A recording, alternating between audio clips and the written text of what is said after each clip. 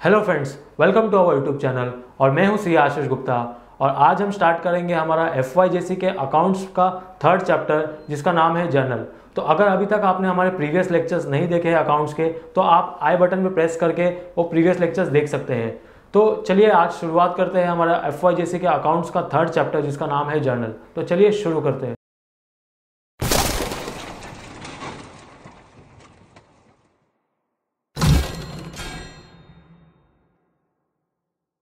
तो चलिए शुरुआत करते हैं। आज का जो टॉपिक है हमारा, जो कि है chapter number 3 of FYJC accounts जिसका नाम है जर्नल। तो जैसा कि आप स्क्रीन पे देख सकते हैं, आज का जो हमारा टॉपिक है जर्नल, तो इसे हम पढ़ेंगे डिटेल में। तो सबसे पहले समझते हैं आज का जो टॉपिक है जो जर्नल, इसमें सबसे पहले समझते हैं कि कंटेंट्स ऑफ दिस चैप्टर, ये चैप्टर में कौन से कंटेंट्स हैं। तो सबसे पहला जो है यहाँ पे, सबसे पहला हम पढ़ेंगे कि अकाउंटिंग डॉक्यूमेंट्स, कौन से अकाउंटिंग डॉक्यूमेंट्स होते हैं। हम पहले वो देखेंगे अकाउंटिंग डॉक्यूमेंट्स कितने टाइप के होते हैं, कौन से अकाउंटिंग डॉक्यूमेंट्स होते हैं। फिर हम देखेंगे जर्नल एंट्रीज का मतलब क्या होता है। फिर हम देखेंगे कि स्पेसिमेन ऑफ जर्नल देखेंगे। फिर उसके बाद हम देखेंगे कि जर्नल एंट्रीज को कैसे पास करते हैं, रिकॉर्डिंग ऑफ जर्नल एंट्रीज। तो ये 4 टॉपिक्स आज हम पढ़ेंगे इस टॉपिक में। फिर बात करते हैं इस चैप्टर से हमारी लर्निंग क्या होगी। सबसे पहला लर्निंग होगा, हमको अब समझ में आएगा different types of accounting documents, कौन से अलग अलग तरीके के अकाउंटिंग डॉक्यूमेंट्स होते हैं। फिर उसके बाद हम देखेंगे प्रिपरेशन ऑफ अकाउंटिंग डॉक्यूमेंट्स को कैसे प्रिपेयर किया जाता है। फिर हम देखेंगे analysis of the effects of each transactions occurring in the business. तो हर जो ट्रांजेक्शन्स हो रहे हैं उसे कैसे एनालाइज किया जाता है, वो चीज़ें हमको इसमें सीखने को मिलेगा। फिर हम देखेंगे how to pass journal entries, कैसे जर्नल एंट्रीज पास किया जाता है। फिर हम देखेंगे how to calculate GST on sale and purchase of goods. तो GST कैसे कैलकुलेट की जाती है जो भी sale and purchase of goods पे। तो ये कुछ की पॉइंट्स है आज हम इस टॉपिक में देखेंगे। तो चलिए शुरुआत करते हैं। हमें सबसे पहला जो कॉन्सेप्ट है, व्हाट इज अ डॉक्यूमेंट। तो सबसे पहले समझते हैं डॉक्यूमेंट का मतलब क्या होता है। तो डॉक्यूमेंट का मतलब क्या होता है, तो सिंपल लैंग्वेज में बोलो तो डॉक्यूमेंट मतलब कोई भी एक पीस ऑफ पेपर जिसकी अलग से एक लीगल नेचर हो, तो उससे हमको पता चल जाता है कि ये डॉक्यूमेंट है। फॉर एग्जांपल आप कोई बिल हो गया या तो कोई आप रिसिप्ट हो गई, तो ये सारी चीज़ें डॉक्यूमेंट होती है। तो document means a piece of paper which provide a detail information as a legal nature. Documents acts as a legal proof for recording every business transactions. तो जो भी बिजनेस ट्रांजेक्शन्स है उसे रिकॉर्ड करने के लिए कुछ प्रूफ होना चाहिए। जैसे फॉर एग्जांपल आप किसी स्टोर में गए और वहाँ से आपने एक लैपटॉप परचेस किया, तो लैपटॉप जब भी आप परचेस करोगे तो साथ में आपको एक बिल दिया जाता है। तो जो भी आप वो बिल आप लेके अपने बिजनेस में रिकॉर्ड करोगे कि आपने ये लैपटॉप परचेस किया है, वो बिल एक्चुअली एक लीगल प्रूफ है कि आपने ये लैपटॉप परचेस किया है। तो every business transaction is supported by documentary evidence. तो जो भी बिजनेस ट्रांजैक्शन हो रहे हैं, हर ट्रांजैक्शन के पीछे एक डॉक्यूमेंट्री एविडेंस होगी, जिससे हमें पता चलेगा कि वो डॉक्यूमेंट किसके लिए बनाए गए हैं। फॉर एग्जांपल आप परचेस के लिए आप कोई डॉक्यूमेंट बना रहे हो, सेल्स के लिए कोई डॉक्यूमेंट बना रहे हो, तो हर ट्रांजैक्शन के पीछे कोई ना कोई एक डॉक्यूमेंट होगा सपोर्टिंग में, जिससे हमें पता चलेगा कि ये ट्रांजैक्शन किसके लिए किया गया है। फिर document is also known as an accounting document. फिर it acts as a base for recording business transaction. तो जो भी बिजनेस ट्रांजैक्शन है उसे रिकॉर्ड करने के लिए कुछ प्रूफ होना चाहिए, जो कि डॉक्यूमेंट ही उसका प्रूफ है। तो डॉक्यूमेंट से हमें पता चलता है कि ये बिजनेस ट्रांजैक्शन को रिकॉर्ड कैसे करना है, और इसका नेचर भी पता चलता है कि किसके लिए ये डॉक्यूमेंट बनाया गया है। फिर नेक्स्ट कॉन्सेप्ट है वाउचर। तो वाउचर का मतलब क्या होता है, तो सिंपल लैंग्वेज में आपको बताओ कि अगर जो भी बिजनेस में आप पेमेंट करते हो, अगर सपोज आप बिजनेस में किसी को पेमेंट करते हो, सामने वाला आपको एक स्लिप बना के फाड़ के देता है जिसमें आपको बताया जाता है कि आपने उसको पेमेंट कितना किया है। तो voucher is nothing but supports, तो voucher is a document that supports payment made by the business. तो जब कभी भी आप बिजनेस में कोई लेन देन करते हो, सपोज आपने किसी को पेमेंट किया, तो सामने वाला एज अ प्रूफ आपको एक रिसिप्ट फाड़ के देगा, जिसे हम बहुत लोग वाउचर भी कहते हैं कि सामने वाले को पेमेंट मिल चुका है। तो इसी को हम वाउचर बोलते हैं। वाउचर सिंपल लैंग्वेज बोलो तो वाउचर मतलब क्या हो गया, सामने वाला अगर आपको कोई एक रिसिप्ट या तो आपको कोई डॉक्यूमेंट देता है for in consideration for the payment made to him. तो जब भी कोई आप किसी को पेमेंट करते हो, सामने वाला आपको एक कोई भी चालान टाइप या तो रिसिप्ट टाइप जो भी आपको बना के देगा कि मुझे पेमेंट मिल चुका है, उसे हम वाउचर बोलते हैं। Voucher acts as a legal evidence for the payment. तो वाउचर क्या होता है कि एक लीगल एविडेंस भी होता है। हम किसी को पेमेंट कर देते हैं तो सामने वाला हमको एक वाउचर फाड़ के दे देता है कि हमको इससे इतना पेमेंट मिला है। तो ये क्या होगा, ये एज अ प्रूफ भी होगा कि कल उठ के वो मना नहीं कर सकता कि भाई इसने पेमेंट नहीं दिया है। तो voucher acts as a legal evidence for payments. तो जनरली 2 टाइप के वाउचर्स होते हैं। सबसे पहला होता है इंटरनल वाउचर। तो इंटरनल वाउचर क्या होता है, कोई भी डॉक्यूमेंट जो आप विद इन द ऑर्गेनाइजेशन बनाते हो उसे हम लोग इंटरनल वाउचर बोलते हैं। तो documents prepared by the organisation by itself. तो जैसा कि आप कोई भी डॉक्यूमेंट है जो हमारे ऑर्गेनाइजेशन में ही बनता है, फॉर एग्जांपल आप सपोज आप अपने बिजनेस के काम से सपोज आपने ऑटो किया और ऑटो से आप कहीं पे गए, तो ऑटो में जो भी आपका खर्चा हुआ है तो ऑटो वाला आपको बिल नहीं देगा। तो उस केस में क्या करेंगे, हम लोग एक वाउचर बना लेते हैं कि मेरा ऑटो फेयर, सपोज आपका 50 रुपीज़ ऑटो फेयर लगा, तो आपका जो भी खर्चा हुआ है ऑटो में, तो यहाँ पे आपको बिल नहीं होगा, लेकिन आप अपनी तरफ से एक वाउचर बना दोगे कि मेरा 50 रुपीज़ का एक्सपेंस फॉर ऑटो, मेरा इतना खर्चा हुआ है, तो वो आप विद इन द ऑर्गेनाइजेशन बना रहे हो। तो ये सबसे पहला होता है इंटरनल वाउचर। फिर होता है एक एक्सटर्नल वाउचर। एक्सटर्नल वाउचर क्या होता है, जो आप खुद नहीं बनाते हो, कोई बाहर वाला पार्टी आपको बना के देता है। तो जनरली अगर आप किसी से गुड्स परचेस करते हो तो सामने वाला आपको एक इनवॉइस या तो बिल बना के देता है, तो वो क्या होगा, वो एक एक्सटर्नल वाउचर हो गया, क्योंकि वो आपने नहीं बनाया, वो सामने वाले पार्टी ने या तो आउटसाइड पर्सन ने बनाया, तो वो होता है एक्सटर्नल वाउचर।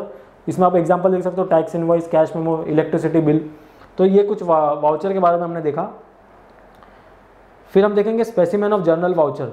तो ये जर्नल वाउचर का एक स्पेसिमेन है। तो इसमें क्या होता है कि एक वाउचर टाइप होता है जिसमें हम सपोज कोई भी ट्रांजैक्शन करते हैं तो इसमें हम उसकी डिटेल्स लिखते हैं। सबसे पहला हमारा नेम ऑफ द कंपनी होगा, जो भी हमारी कंपनी का नेम होगा वहाँ पे सबसे पहले हम ऊपर लिखेंगे। फिर उसके बाद वाउचर नंबर लिखेंगे। फिर उसके बाद जनरली ट्रांजैक्शन नंबर बहुत लोग लिखते हैं। फिर जो भी डेट पे वो ट्रांजैक्शन ऑकर हुए तो वहाँ हम यहाँ पर डेट लिखते हैं। फिर यहाँ पे हम name of the debit account और क्रेडिट अकाउंट, डेबिट किसे किया, क्रेडिट किसे किया, उसकी भी हम डिटेल्स लिखते हैं। और यहाँ पे हम अमाउंट भी लिखते हैं। यहाँ पे आपको कुछ पर्टिकुलर्स में कुछ नरेशन लिखना है तो वो भी आप लिख सकते हो। तो और यहाँ पे आप वर्ड्स में फिगर डाल सकते हो। यहाँ पे आप सामने वाले पर्सन का साइन होगा और यहाँ पे ऑथराइज बाय होगा। तो जनरली ये जनरल वाउचर का एक फॉर्मेट है जिसमें पूरे ट्रांजैक्शन की डिटेल लिखी जाती है कि वो ट्रांजैक्शन कब हुआ है, उसकी डेट लिखी जाती है और किसे डेबिट करना है, किसे क्रेडिट करना है, और सामने वाले पर्सन का, ऑथराइज पर्सन का साइन होगा। तो यहाँ पे हमने देखा कि स्पेसिमेन ऑफ जर्नल वाउचर। फिर हम देखेंगे कैश वाउचर। कैश वाउचर का मतलब क्या होता है, तो cash voucher is an evidence for cash payment and cash receipt is called as a cash voucher. तो कैश वाउचर क्या होता है, जब कभी भी आप किसी को कैश में पेमेंट करते हो या तो आपको कैश में रिसिप्ट मिलता है, कैश में पेमेंट मिलता है, तो वो केस में सामने वाला पर्सन आपको एक पेमेंट वाउचर बना के देता है, या तो बहुत लोग कैश वाउचर भी कहते हैं इसे। तो यहाँ पे आप देख सकते हैं इसका फॉर्मेट। जनरली सपोज आपने मुझे कैश पेमेंट किया, सपोज आपने मुझे 10,000 रुपीज़ कैश पेमेंट किया, तो यहाँ पे आपने मुझे कैश तो दे दिया, तो आप कंसिडरेशन में मेरे से तो कुछ मांगोगे ना कि भैया आप मुझे लिख के दे दो कि मैंने आपको 10,000 रुपये दिया है। तो मैं क्या करूँगा, मैं एक आपको वाउचर बना के दे दूंगा जिसमें मैं लिखूंगा कि मुझे आपसे 10,000 रुपये मिले हैं। तो ये आप देख सकते हैं यहाँ पे वाउचर का फॉर्मेट है। यहाँ पे हम सबसे पहले वाउचर नंबर लिखते हैं, फिर यहाँ पे सम ऑफ रुपीज़, सपोज आपने मुझे 10,000 दिए तो यहाँ पे हम 10,000 लिखेंगे, 10,000। फिर हम यहाँ पे डेट, सपोज आज का डेट दिया तो यहाँ पे आपको डेट डालना है। फिर यहाँ पे आप रुपीज़ इन वर्ड्स भी डालेंगे। फिर यहाँ पे पेड टू, सपोज आपने जिसे भी पेमेंट किया है तो आप क्या करोगे, यहाँ पे आप लिख दोगे कि किसे पेमेंट किया है। सपोज आपने मुझे पेमेंट किया है तो आप यहाँ पे क्या करोगे, मेरा नाम डाल दोगे आशीष। फिर उसके बाद ऑन अकाउंट, सपोज आपने मुझे 10,000 किसके लिए दिया, सपोज आपने मुझे फीस दिया है 10,000 रुपीज़, तो आप यहाँ पे फीस लिख दोगे और यहाँ पे आप सामने वाले पर्सन का साइन हो जाएगा और ये प्रिपेयर्ड बाय यहाँ पे जो सब पर्सन वाउचर बना रहा है तो यहाँ पे उनका साइन आ जाएगा। तो जनरली ये वाउचर का फॉर्मेट होता है। तो वाउचर का फॉर्मेट हमने देखा कि वाउचर का फॉर्मेट कैसा होता है, और हमने देखा कि वाउचर कब काम आता है, जब कभी भी आप कैश में किसी को पेमेंट करते हो तो आपको ये कैश वाउचर बनाना पड़ेगा। कैश वाउचर एक प्रूफ है कि सामने वाले पर्सन को पेमेंट मिल चुका है, तो ये कैश वाउचर हमने देखा। फिर नेक्स्ट कॉन्सेप्ट है हमारा टैक्स इनवॉइस। तो समझते हैं टैक्स इनवॉइस का मतलब क्या होता है। तो टैक्स इनवॉइस का मतलब क्या होता है, जनरली टैक्स इनवॉइस कब बनाया जाता है। सबसे पहले बात तो समझते हैं टैक्स इनवॉइस होता क्या है। टैक्स इनवॉइस सिंपल बता दूं कि टैक्स इनवॉइस क्या होता है। Actually tax invoice is nothing but a bill. जो भी आप बिल बनाते हो, सपोज आप किधर मॉल में जाके परचेस करते हो तो सामने वाला, जब भी आप परचेस करते हो सामने वाला आपको एक बिल बना के देता है, हम लोग उसे टैक्स इनवॉइस भी बोलते हैं। तो इसे टैक्स इनवॉइस क्यों बोलते हैं, इनवॉइस का मतलब पहले समझते हैं इनवॉइस का मतलब क्या होता है। इनवॉइस इज नथिंग बट इसको हम लोग बिल भी बोलते हैं। इनवॉइस का मतलब क्या होता है, बिल। तो ये टैक्स इनवॉइस का मतलब क्या होता है, तो जनरली जब कभी भी किसी इनवॉइस में, कभी भी किसी बिल में टैक्स का कंपोनेंट आ जाता है, या तो जब भी आप कभी बिल में टैक्स चार्ज किया जाता है तो आप लोग उसे टैक्स इनवॉइस भी बोलते हैं। तो यहाँ पे आप देख सकते हैं टैक्स इनवॉइस का मैंने फॉर्मेट आपको बताया गया है। तो ये फॉर्मेट है टैक्स इनवॉइस का। तो सबसे पहला एक इस पे कंपलसरी चीज़ है कि जब कभी भी टैक्स इनवॉइस बनता है उसके ऊपर टैक्स इनवॉइस लिखना कंपलसरी होता है। फिर उसके बाद यहाँ पे आपका उसका कंपनी का नाम आ जाता है, उसकी कंपनी की डिटेल्स आ जाती है, कॉन्टैक्ट नंबर, उसका GST नंबर और बाकी सारी डिटेल्स आ जाती है। फिर उसके बाद यहाँ पे वो पार्टी का नेम आ जाता है, जो भी पार्टी ने परचेस किया है तो उसका पार्टी का नंबर, पार्टी का नेम आ जाता है, उसकी बाकी डिटेल्स भी आ जाती है। सपोज उसका GST नंबर है तो वो भी हम यहाँ पे डाल देते हैं। फिर यहाँ पे उसका इनवॉइस नंबर आता है, फिर उसका बिल डेट आता है। तो ये टैक्स इनवॉइस का जनरली फॉर्मेट होता है। और फिर यहाँ पे आप देख सकते हैं, यहाँ पे डिस्क्रिप्शन ऑफ गुड्स रहेगा, जो भी उसने गुड्स परचेस किया, हमारे केस में यहाँ पे एलईडी लाइट्स परचेस किए हैं, तो यहाँ पे आपको डिस्क्रिप्शन ऑफ गुड देखने मिल जाएगा।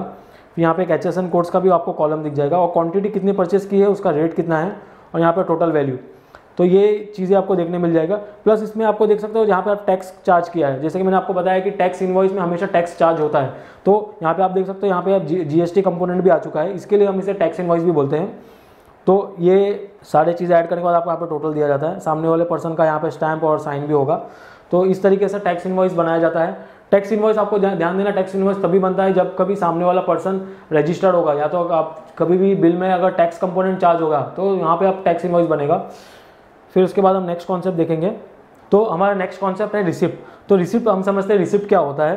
Eight the time of making payment the receiver is required to acknowledge the payment for the purpose of a document to acknowledge the payment. For this purpose a document is prepared called as a receipt. तो receipt क्या होता है, जब कभी भी आप किसी को पेमेंट करते हो तो सामने उसके बदले में सामने वाला पर्सन आपको एक रिसिप्ट बना के देगा कि मुझे इनसे इतना पेमेंट रिसीव हुआ है। Basically receipt is nothing but a confirmation of payment. तो यहाँ पे आप देख सकते हैं रिसिप्ट का मैंने फॉर्मेट दिखाया आपको, तो यहाँ पे ये रिसिप्ट का फॉर्मेट है। रिसिप्ट ऐसा कुछ देखने मिलता है, सबसे पहले सामने वाले पर्सन का नाम रहेगा यहाँ पे, ठीक है, और यहाँ पे आप दिखा देगा कि सपोज सामने वाले का GST नंबर है तो वो GST नंबर भी डाला जाएगा। फिर यहाँ पे आपको लिखा जाएगा कि received with thanks from mister so and so, जिससे भी पेमेंट मिला है, तो जिससे भी पेमेंट मिला है वहाँ पे उसका नाम दिया जाएगा, और अ सम ऑफ रुपीज़, जितना भी पेमेंट उनसे मिला है, कैश में मिला है, चेक में मिला है, जो भी मोड ऑफ पेमेंट के थ्रू मिला है वहाँ में यहाँ पे सिलेक्ट कर लेना है। फिर उसके बाद यहाँ पे उसका डेट डाल देना है, ड्रॉवर नेम, और जो भी उसके बिल के रेफरेंस में पेमेंट मिला है। तो ये रिसिप्ट का फॉर्मेट है। जनरल रिसिप्ट कभी बना जाता है जब कभी भी आप किसी को पेमेंट करते हो तो सामने वाला इन कंसिडरेशन आपको एक रिसिप्ट बना के देगा कि एज अ प्रूफ कि इसने पेमेंट कर दिया है। तो receipt is nothing but a proof of payment, और यहाँ पे सामने वाला साइन भी कर देता है ताकि वो एज अ लीगल प्रूफ हो जाए कि सामने वाले पर्सन ने पेमेंट किया है। नेक्स्ट कॉन्सेप्ट है हमारा चेक। तो जैसा कि आप सभी लोग जानते हैं, चेक का मतलब तो आप सभी लोग जानते होंगे, मुझे बताने की जरूरत नहीं है, फिर भी हम समझते हैं चेक की डेफिनेशन क्या होती है। Cheque is an order issued by the account holder to his banker to pay on demand a stated sum of money to और the order of the specified person और टू द बेरर। तो यहाँ पे check की definition दी गई है। तो generally check क्या होता है, जब सपोज आप बिजनेस में किसी को भी पेमेंट करते हो तो यहाँ पे क्या होगा, सपोज आप मेरा बैंक में अकाउंट है तो बैंक में क्या होगा, बैंक मेरे को आप एक चेक बुक इशू करेगी, जिससे अगर सपोज मुझे किसी को भी पेमेंट करना है तो मैं जनरली क्या करूँगा, उसका पर्सन का नाम डाल के अमाउंट डाल के सामने वाले को साइन करके सामने वाले को इशू कर दूंगा। फिर वो पर्सन अपने बैंक अकाउंट में डिपॉजिट करेगा और उसे पेमेंट मिल जाएगा। तो चेक का जनरली आप सभी लोग को मतलब पता होगा, मुझे बताने की जरूरत नहीं है, आप सभी लोगों ने देखा भी होगा। तो इसमें सबसे इंपॉर्टेंट पॉइंट है कि कितने टाइप्स के चेक होते हैं। सबसे पहले समझते हैं पार्टीज टू द चेक। तो जनरली चेक में कितने पार्टीज इन्वॉल्व होते हैं। सबसे पहला होता है ड्रॉवर। ड्रॉवर कौन होता है, जनरली जो भी पर्सन जो चेक बनाता है उसे हम लोग ड्रॉवर बोलते हैं। The person who draws the cheque is called as a drawer. Generally suppose मैं आपको पेमेंट कर रहा हूँ, मैं अपने चेक के थ्रू पेमेंट कर रहा हूँ, तो मैं अगर चेक बना रहा हूँ तो मैं होगा ड्रॉवर। और फिर दूसरा पार्टी है ड्रॉवी। ड्रॉवी क्या होता है, drawee is nothing but a bank on whose favour the cheque has been drafted. तो ड्रॉवी कौन होता है, ड्रॉवी हमेशा बैंक होती है जिसका भी मैंने चेक बनाया है। तो drawee is a bank on हुम चेक इज ड्रॉन। ये जनरली आपको हमेशा ध्यान रखना है कि ड्रॉवी हमेशा बैंक ही होगी। फिर उसके बाद होगा पेई। पेई वो होगा जिसे पर्सन को पैसे मिल रहे हैं, जो भी बेनिफिशियरी होगा। सपोज आपने चेक बना के मुझे दिया तो इस केस में ड्रॉवर आप हुए और ड्रॉवी आपका बैंक हो गया जिसमें भी आपका बैंक अकाउंट है, और पेई मैं हो गया क्योंकि आपने मुझे पेमेंट किया है। तो payee is a person in whose favour the cheque is drawn. तो ये generally 3 parties to the cheque होते हैं। इस चेक में 3 पार्टीज होते हैं, सबसे पहला ड्रॉवर, ड्रॉवी और पेई। फिर समझते हैं चेक कितने टाइप के होते हैं, ये सबसे इंपॉर्टेंट टॉपिक है। तो सबसे पहले समझते हैं कितने टाइप के चेक होते हैं। जनरली 3 टाइप के चेक होते हैं। सबसे पहला होता है बेरर चेक, फिर होता है क्रॉस चेक और तीसरा होता है ऑर्डर चेक। तो होता है सबसे पहला चेक होता है बेरर चेक। तो बेरर चेक क्या होता है, any person who gets the payment of the cheque at the counter of the bank. तो यहाँ पे आप देख सकते हैं मैंने बेरर चेक का आपको फॉर्मेट दे दिया है, ये बेरर चेक का फॉर्मेट है। तो जनरली इस केस में क्या होता है, एक चेक होता है जिसमें जिस किसी का भी नाम होगा। सपोज आप ये अगर सपोज ये चेक है, ये चेक अगर मैं ले जाके बैंक के काउंटर पे दूंगा तो वो लोग मुझे कैश दे देंगे। तो बेरर चेक क्या होता है, जब कभी भी आप वो चेक लेके जाके किसी बैंकर को देते हो तो सामने वाला पर्सन आपको, सामने वाला बैंकर आपको कैश दे देगा। तो generally the cheque is payable over the counter to the bearer और the presenter of the cheque of the drawee bank. तो ये जो बेरर चेक है, ये जिस किसी के पास भी ये चेक होगा, वो उसका ओनर होगा, वो उसे बैंक में जाके इनकैश करा सकता है। तो जो भी पर्सन के हाथ में ये बेरर चेक होगा, वो सीधा बैंक में जाके उसे इनकैश करा सकता है, वो भी कैश ले सकता है। तो जनरली बेरर चेक में आपको ध्यान देना है कि जो भी आप यहाँ पे आप देख सकते हैं चेक के आपको एक वर्ड दिखा दिया बेरर। तो जो भी चेक में अगर यहाँ पे सिर्फ बेरर लिखा रहेगा तो वो नॉर्मली बेरर चेक होता है। तो ये बेरर चेक का सबसे बेस्ट एडवांटेजेस क्या है कि इस पे जिसका भी अगर नाम, सपोज आप यहाँ पे अपना नाम लिख देता हूँ आशीष इसके बदले, तो मैं इस चेक का ओनर हो जाऊंगा। मैं इस चेक को बैंक में ले जाके एनकैश करा सकता हूँ, बैंक के काउंटर पे देके इससे कैश रिमूव कर सकता हूँ। तो बेरर चेक मतलब क्या होगा, जिसके पास भी वो चेक होगा वो उसका ओनर होगा और वो बैंक के काउंटर पे जाके उसे एनकैश करा सकता है और कैश ले सकता है। फिर दूसरा जो टाइप का चेक है जो कि ऑर्डर चेक है। तो जनरली दूसरा जो टाइप है हमारा ऑर्डर चेक। तो when cheque is drawn payable to a specific person और order is called as a order cheque. तो जब कभी भी आप चेक बनाते हो और सामने वाले पर्सन का ऊपर नाम लिखते हो और यहाँ पे आप अगर कभी आप बेरर वर्ड कैंसिल कर देते हो तो वो बन जाता है ऑर्डर चेक। ऑर्डर चेक में क्या होता है, यहाँ पे आप देख सकते हो फॉर्मेट मैंने दिया है आपको ऑर्डर चेक का। तो ऑर्डर चेक में क्या होता है, आप अपने बैंकर को इंस्ट्रक्शन देते हो कि आप उसी पर्सन को पेमेंट करना जिसका नाम इस चेक पे लिखा गया है। तो ये होता है ऑर्डर चेक। यहाँ पे आप देख सकते हो, यहाँ पे the payment of order cheque is given to the person whose name is be mention on the order. तो यहाँ पे जिसका भी नाम रहेगा, यहाँ पे सपोज अंकित शर्मा का नाम है तो ये चेक अंकित शर्मा उसे विड्रॉ कर सकता है। तो जिसका भी नाम चेक पे रहेगा वो उस चेक को एनकैश करा सकता है या तो उसकी पेमेंट ले सकता है। फिर striking off a bearer means an order cheque. तो यहाँ पे आप देख सकते हैं बेरर वर्ड, जो हमारा प्रीवियस हमने देखा कॉन्सेप्ट जो बेरर चेक था, तो उसी बेरर चेक को अगर आप ये बेरर वर्ड क्रॉस कर देते हो या बेरर वर्ड क्रॉस कर देते हो तो वो बन जाता है ऑर्डर चेक। तो ऑर्डर चेक में क्या होगा, बैंक उसी को पेमेंट करेगा जिसका नाम स्पेसिफिकली यहाँ पे मेंशन होगा। फिर तीसरा जो हमारा चेक का टाइप है जो कि क्रॉस चेक। क्रॉस चेक, तो सबसे पहले समझते हैं क्रॉस चेक होता क्या है। यहाँ पे मैंने आपको क्रॉस चेक का एक फोटो दे दिया है। तो सबसे पहले समझते हैं क्रॉस चेक होता क्या है। जब कभी भी आप चेक के लेफ्ट टॉप कॉर्नर में एक दो पैरेलल लाइंस बना देते हो तो वो हो जाता है क्रॉस चेक। तो क्रॉस चेक होता क्या है, when you draw two parallel lines on the face of the cheque it is called as a cross cheque. तो it means payment should be made only through bank. तो यहाँ पे cross check का मतलब क्या होता है, जब कभी भी आप चेक के एकदम लेफ्ट टॉप कॉर्नर में दो पैरेलल लाइंस बना देते हो, यहाँ पे आप देख सकते हैं यहाँ दो पैरेलल लाइंस बनाई गई है। तो यहाँ पे क्या होता है कि ये जो चेक का पेमेंट है ये बैंक के थ्रू लिया जा सकता है और यहाँ पे कैश नहीं ले सकते। सपोज ये मेरे पास, आपने मुझे एक चेक, सपोज आपने मुझे क्रॉस चेक दिया तो मैं ये चेक बैंक में जाके इसके बदले में कैश नहीं ले सकता। ये चेक सिर्फ मैं अपने अकाउंट में डिपॉजिट कर सकता हूँ, सामने वाला बैंक मेरे अकाउंट में ही पेमेंट करेगा। तो यहाँ पे आप देख सकते हैं the payment should be made only through bank. तो यहाँ पे जो पेमेंट होगा वो कैश में नहीं होगा, वाया अकाउंट टू अकाउंट होगा। तो इसका मतलब क्या होता है, आप बैंक को इंस्ट्रक्शन दे रहे हो कि आप इस चेक का पेमेंट कैश में नहीं करोगे, सामने वाले पर्सन के अकाउंट में करोगे। तो क्रॉस चेक का मतलब ये होगा कि सामने वाले पर्सन को अकाउंट में ही पेमेंट मिलेगा। तो फिर जो हमारा नेक्स्ट चेक है जो कि क्रॉस पेई चेक। तो क्रॉस पेई चेक क्या होता है, जब कभी ये एक्चुअली ये एक्सटेंशन ऑफ क्रॉस चेक है। तो जब कभी भी आप क्रॉस चेक बनाते हो और जो उसके जो पैरेलल लाइंस बनाया है उसके बीच में आप अकाउंट पे ही वर्ड ऐड कर देते हो तो ये बन जाता है आपका क्रॉस पेई चेक। तो क्रॉस पेई चेक क्या होता है, तो क्रॉस पेई चेक का मतलब क्या होता है, जिसका भी पर्सन का यहाँ पे नाम स्पेसिफिकली मेंशन होगा तो बैंक उसी को पेमेंट करेगी। सपोज यहाँ पे मेरा नाम लिखा है तो बैंक मुझे ही पेमेंट करेगी। इसका मतलब क्या होता है, जिसका भी पर्सन का यहाँ पे नाम मेंशन है उसी को बैंक पेमेंट करे। तो ये होता है क्रॉस अकाउंट पेई चेक का मतलब। तो यहाँ पे देख सकते हैं सिमिलर टू क्रॉस पेई चेक व्हेन वर्ड अकाउंट पेई is mentioned between two parallel lines, amount payable to specific person only। तो यहाँ पे अकाउंट पे चेक का मतलब क्या होता है कि जिस पर्सन का भी यहाँ पे नाम होगा उसी को बैंक पेमेंट करेगा, वो भी अकाउंट के थ्रू। तो ये होता है अकाउंट पे का चेक का मतलब। तो इस तरीके से हमने देखा ये चार तरीके के चेक हमने देखा कि कौन से। सबसे पहला होता है बेरर चेक। बेरर चेक क्या होता है, एक ब्लैंक चेक हो जाता है जिसमें सपोज किसी का भी नाम नहीं मेंशन है और बेरर वर्ड यूज है।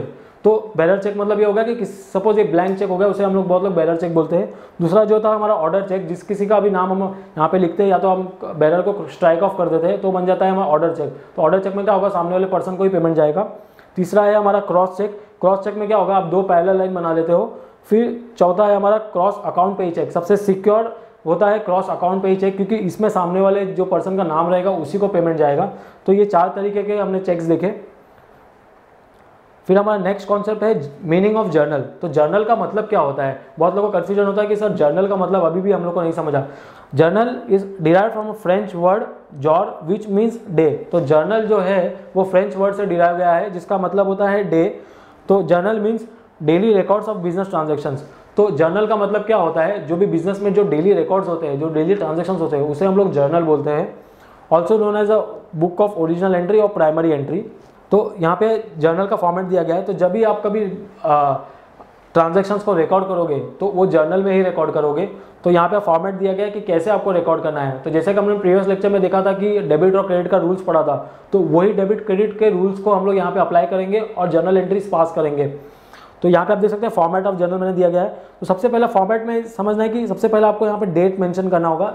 जो भी आपका ट्रांजैक्शन डेट होगा वो यहाँ पे आपका डेट का कॉलम होगा। तो ऐसा आपको कॉलम बना लेना है। सबसे पहले आपको डेट का कॉलम होगा, फिर यहाँ पे पर्टिकुलर्स होगा, फिर हम यहाँ पे LF होगा जिसे हम लोग लेजर फोलियो बोलते हैं। ये बेसिकली एक्चुअली नॉर्मली हमेशा ब्लैंक ही होता है क्योंकि इसमें पेज नंबर लिखा जाता है। तो ये हमेशा ब्लैंक ही होगा। एक बहुत पतला सा आपको कॉलम बनाना है। फिर आपको यहाँ पे डेबिट कॉलम बनाना है, फिर आपको यहाँ पे क्रेडिट कॉलम बनाना है। तो ऐसा आपको एक फॉर्मेट बनाना है जर्नल एंट्रीज पास करते टाइम। तो सबसे पहले आपको डेट का, फिर पर्टिकुलर्स, फिर LF और डेबिट और क्रेडिट। तो इस तरीके से आपको फॉर्मेट बनाना है जर्नल का।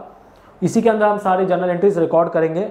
तो ये पूरा फॉर्मेट है जर्नल एंट्रीज का, आपको इसको याद कर लेना एक बार। फिर समझते हैं जर्नलाइजिंग का मतलब क्या होता है। Journalising is recording transaction in a journal is called as a journalising. तो ये एक्चुअली एक जर्नलाइजिंग का मतलब दिया गया है। फिर जर्नल एंट्रीज को रिकॉर्ड कैसे करेंगे, तो ये सबसे इंपॉर्टेंट टॉपिक है। सबसे पहले समझते हैं जर्नल एंट्रीज को कैसे रिकॉर्ड करेंगे। तो जो हमारा अकाउंट्स का जो गोल्डन रूल्स है, डेबिट और क्रेडिट का रूल्स है, वो आपको जरूर आना चाहिए जर्नल एंट्रीज रिकॉर्ड करते टाइम पे। तो जो कि हमने हमारे अकाउंट्स के 3rd लेक्चर में देखा था। तो अगर आपने वो लेक्चर नहीं देखा तो आप वापस एक बार लेक्चर देख लीजिए, क्योंकि आपको जो डेबिट और क्रेडिट का जो गोल्डन रूल्स है वो आपको पूरा कॉन्सेप्ट क्लियर हो जाएगा। तो बात करते हैं steps for recording journal entries. तो जनरली 6 स्टेप्स होते हैं जर्नल एंट्रीज रिकॉर्ड करते टाइम पे। सबसे पहला स्टेप होता है कि ट्रांजैक्शन ऑकर। जब सबसे पहला स्टेज होगा जो कि ट्रांजैक्शन, जो भी आपका ट्रांजैक्शन होगा। फिर ट्रांजैक्शन के बाद आपको सबसे पहले समझना है कि ये ट्रांजैक्शन में कौन से 2 अकाउंट्स इन्वॉल्व है। आपको यहाँ पे एनालाइज करना है उस ट्रांजैक्शन में। सपोज आपने परचेस किया तो परचेस में 2 अकाउंट इन्वॉल्व हो गए। एक परचेस हो गया और एक सामने सपोज आपका पेमेंट गया तो यहाँ पे कैश आ गया। तो इस तरीके से आपको 2 अकाउंट्स इन्वॉल्व, कौन से अकाउंट्स इन्वॉल्व है वो समझना है। फिर उसके बाद यहाँ पर आपको टाइप्स ऑफ अकाउंट्स भी समझना है। फिर आपको यहाँ पे समझना है इफेक्ट्स ऑफ दिस 2 ट्रांजैक्शन। जो भी ट्रांजैक्शन हुए उसके 2 इफेक्ट, कौन से इफेक्ट है। फिर उसके बाद आपको समझना है यहाँ पे how to apply debit and credit rule. किसे डेबिट करना है, किसे क्रेडिट करना है, जो कि गोल्डन रूल से आपको समझ में आएगा किसे डेबिट करना है, किसे क्रेडिट करना है। फिर उसके बाद आपको जर्नल एंट्रीज पास करने हैं। तो ये 6 स्टेप है जो आपको जर्नल एंट्रीज पास करते टाइम पे काम आएंगे। सबसे पहले आपका ट्रांजैक्शन आपको एनालाइज करना है, फिर उसके बाद आपको अकाउंट एनालाइज करना है, फिर उसके बाद आपको टाइप्स ऑफ अकाउंट समझना है कि कौन से पर्सनल है, रियल है, नेचर है। फिर उसके बाद आपको अकाउंट के इफेक्ट समझने हैं कि जो भी अकाउंट्स के इफेक्ट्स हुए वो समझने हैं। फिर उसके बाद आपको डेबिट और क्रेडिट का रूल अप्लाई करना है। फिर उसके बाद आपको जर्नल एंट्रीज पास करने हैं। तो ये स्टेप है। इसको मैंने आपको एक डायग्राम फॉर्म में भी समझाया गया अकाउंटिंग साइकिल। सबसे पहले मैंने आपको बताया कि जो ट्रांजैक्शन स्टेज है, सबसे पहला जो स्टेज है यहाँ पे ट्रांजैक्शन होता है। फिर उसके बाद होता है सोर्स डॉक्यूमेंट, जहाँ पे डॉक्यूमेंट बनता है। ट्रांजैक्शन के बाद नॉर्मली हर ट्रांजैक्शन के पीछे एक डॉक्यूमेंट बनता है, या तो आप उसे बिल बोलो या तो इनवॉइस बोलो। फिर उसके बाद आपको यहाँ पे 3rd स्टेज होगा, यहाँ पे आपको एनालाइज करना पड़ेगा कि जो भी ट्रांजैक्शन हुए इसको आप एनालाइज करना है कि कौन से यहाँ पे इफेक्ट्स हुए ट्रांजैक्शन में। फिर सारी चीज़ें एनालाइज करने के बाद आपको यहाँ पे जर्नल एंट्रीज पास करना है 4th स्टेज में, जो कि ये आज का जो हमारा टॉपिक है जर्नल एंट्रीज का। फिर यहाँ पे आपको जो आज के लेक्चर में हम लोग समझने वाले हैं। फिर उसके बाद जर्नल एंट्रीज पास करने के बाद उसके इफेक्ट्स उसके लेजर में जाएंगे ये। फिर उसके बाद उसके ट्रायल बैलेंस बनेगा। उसके बाद लास्ट स्टेज में प्रॉफिट एंड लॉस और बैलेंस शीट बनती है।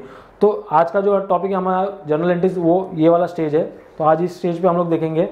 ये जो बाकी के जो स्टेजेस है वो हमारे आने वाले लेक्चर्स में हम देखेंगे। तो आज का जो हमारा 4th स्टेज है वो चीज़ हम समझेंगे। फिर हमारा जो नेक्स्ट कॉन्सेप्ट है जो कि GST है। तो सबसे पहले समझते हैं GST होता क्या है। तो बहुत सारे लोगों को GST का मतलब पता होगा, लेकिन हम इसे और डिटेल में पढ़ेंगे थोड़ा बहुत। तो सबसे पहले मैं बता दूं, इंडिया में 2 टाइप के टैक्सेशन सिस्टम होते हैं। सबसे पहला होता है डायरेक्ट टैक्स और दूसरा होता है इनडायरेक्ट टैक्स। डायरेक्ट टैक्स में क्या होता है, जो भी आप इनकम पूरे साल में कमाते हो उसके ऊपर आपको एक टैक्स भरना होता है इनकम टैक्स डिपार्टमेंट को। तो इसे हम लोग बोलते हैं डायरेक्ट टैक्सेशन सिस्टम।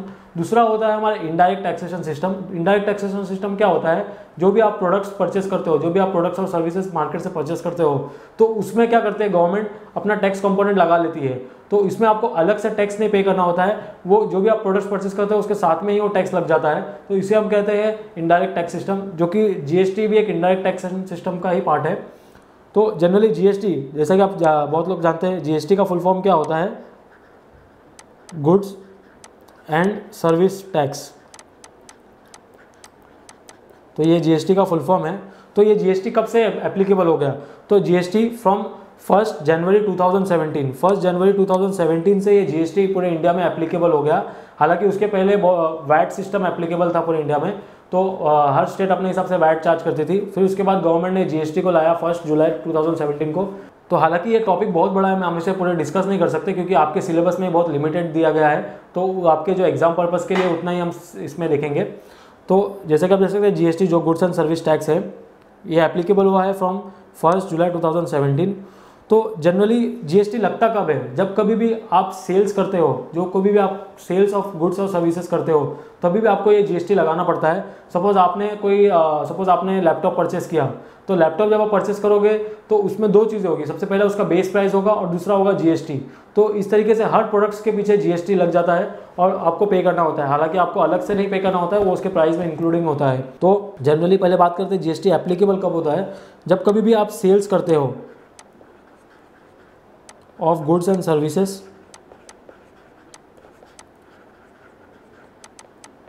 तभी आपको जीएसटी पे करना होता है।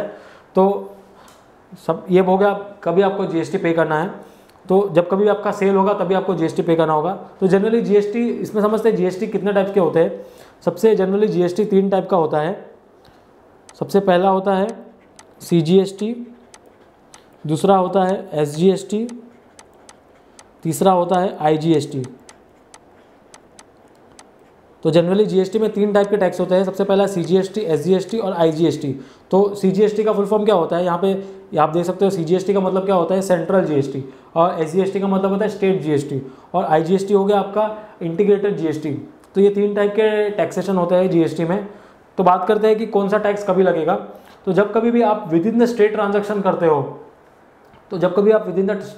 करते हो, तभी आपको 2 टाइप के टैक्स होते हैं, एक सीजीएसटी और एसजीएसटी लगता है। या तो जब कभी भी आप इंटर स्टेट करते हो, जो कि आउटसाइड द स्टेट करते हो, तभी आपको आईजीएसटी लगता है। तो जनरली जीएसटी में अलग अलग रेट्स होते हैं। तो जनरली इसमें बहुत सारे रेट्स होते हैं। एक होता है 0% होता है, फिर एक होता है 5% होता है, फिर एक होता है 12%, फिर एक 18%, फिर एक 28%। तो जनरली ये कुछ रेट्स है जीएसटी के। तो हर प्रोडक्ट्स पे अलग अलग रेट्स लगते हैं जीएसटी के। तो बात करते हैं अभी इसमें कौन सा टैक्स लगता है। जैसे कि हमने देखा कि अगर आप विद इन द स्टेट करते हो, सपोज आप, ये महाराष्ट्र है, अगर आप किसी को सेल्स कर रहे हो विद इन द महाराष्ट्र, तो आप क्या करोगे, आप सीजीएसटी और एसजीएसटी चार्ज करोगे। अगर आप महाराष्ट्र के बाद, सपोज आप किसी गुजरात में किसी पर्सन को सेल कर रहे हो, तो आप आईजीएसटी चार्ज करोगे। तो सपोज आपने किसी को लैपटॉप सेल किया, सपोज आपने लैपटॉप सेल्स किया, एग्जाम्पल मैं यहाँ पे लेता हूँ, एक लैपटॉप आपने सपोज किसी को बेचा, तो सपोज आपने 10,000 का लैपटॉप बेचा, और जनरली लैपटॉप पे लगता है जीएसटी 18%। जनरली जीएसटी 18% लगता है। तो लैपटॉप का बेस प्राइस था 10,000 रुपया, तो जनरली यहाँ पे 18%। तो जो 18% हम जीएसटी इस पर चार्ज करेंगे, वो जनरली 2 पार्ट्स में करेंगे। जनरली अगर आप विद इन द स्टेट करते हो, जैसे कि हमने महाराष्ट्र में ही सेल किया, तो यहाँ पे मैं क्या करूँगा, 18% जो हमारा चार्ज करूँगा, 18% जो 10,000 पे 18% है, वो 1800 है, जो हमारा 1800 जो जीएसटी कंपोनेंट है। तो इसमें 2 पार्ट हो गए। सबसे पहला होगा सीजीएसटी, जो कि सेंट्रल को जाएगा पैसा, और उसके बाद होगा हमारा एसजीएसटी। ये 2 50-50% में डिवाइड हो जाता है। तो जो 18% है, उसमें 50% आपका स्टेट गवर्नमेंट रखेगी, जो कि 900 होगा, और आपका जो 50% है वो सेंट्रल गवर्नमेंट रखेगी। तो इस तरीके से जो भी जीएसटी रेट है, आप अगर विद इन द स्टेट करते हो तो आपको सीजीएसटी एसजीएसटी लगेगा, और उसमें 50-50% होगा। 50% आपका सीजीएसटी लगेगा, 50% आपका एसजीएसटी लगेगा। आप अगर आउटसाइड द स्टेट करते हो तो आपको आईजीएसटी लगेगा। आईजीएसटी में ऐसा कुछ नहीं, आप एग्जैक्टली आपको उतना ही रेट लगाना है। तो ये हमने देखा कुछ जीएसटी के कॉन्सेप्ट। हालांकि जीएसटी बहुत बड़ा है, इसे हम एक लेक्चर में नहीं पढ़ सकते, इसमें बहुत बड़ा कॉन्सेप्ट है। हालांकि हम अपने सिलेबस के हिसाब से, मैंने आपको जो इसमें रिक्वायर्ड थे वो सारी चीज़ें आपको बता दी हैं। तो हमने देखा कि जीएसटी का मतलब क्या होता है, और जीएसटी कब लगता है, जब कभी भी आपका सेल होगा तब आपका जीएसटी लगेगा। और जीएसटी नॉर्मली 3 टाइप के होते हैं, सीजीएसटी, एसजीएसटी और आईजीएसटी। ये दोनों जनरली सीजीएसटी और एसजीएसटी साथ में ही चार्ज किया जाता है। 50-50% होता है। अगर सपोज एक 5% वाला कमोडिटी आप बेच रहे हो, तो 50% आपका सीजीएसटी होगा, 50% आपका एसजीएसटी होगा। तो ये था जीएसटी का कॉन्सेप्ट। फिर आगे बढ़ते हैं हमारे नेक्स्ट कॉन्सेप्ट के ऊपर। तो जो हमारा नेक्स्ट कॉन्सेप्ट है रिकॉर्डिंग ऑफ जर्नल एंट्रीज। तो सबसे पहले समझते हैं जर्नल एंट्रीज को रिकॉर्ड कैसे करते हैं, इसे हम एग्जांपल के थ्रू समझेंगे। तो सपोज हमारा जो नेक्स्ट कॉन्सेप्ट है, फिर हमारा नेक्स्ट कॉन्सेप्ट है टाइप्स ऑफ जर्नल एंट्रीज।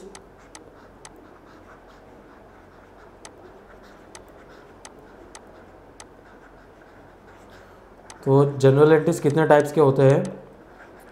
तो जनरली जर्नल एंट्रीज दो टाइप के होते हैं। सबसे पहला होता है सिंगल जर्नल एंट्री,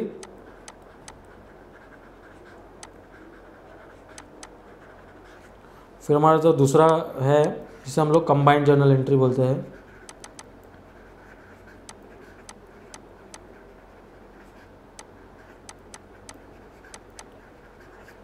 तो ये जनरली जो जर्नल एंट्री है दो टाइप के होते हैं। सबसे पहला होता है सिंगल जर्नल एंट्री, दूसरा है कंबाइंड जर्नल एंट्री।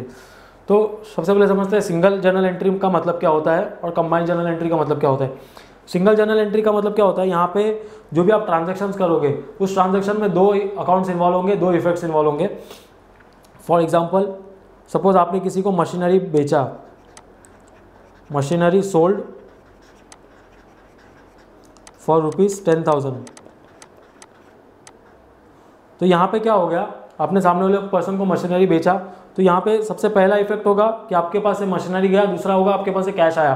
तो सबसे पहला होगा कि कैश आया आपके पास, जो कि कैश होगा डेबिट, और दूसरा है आपके पास से मशीनरी गया। तो हम यहाँ पे क्या करते हैं, टू मशीनरी हम लिखते हैं।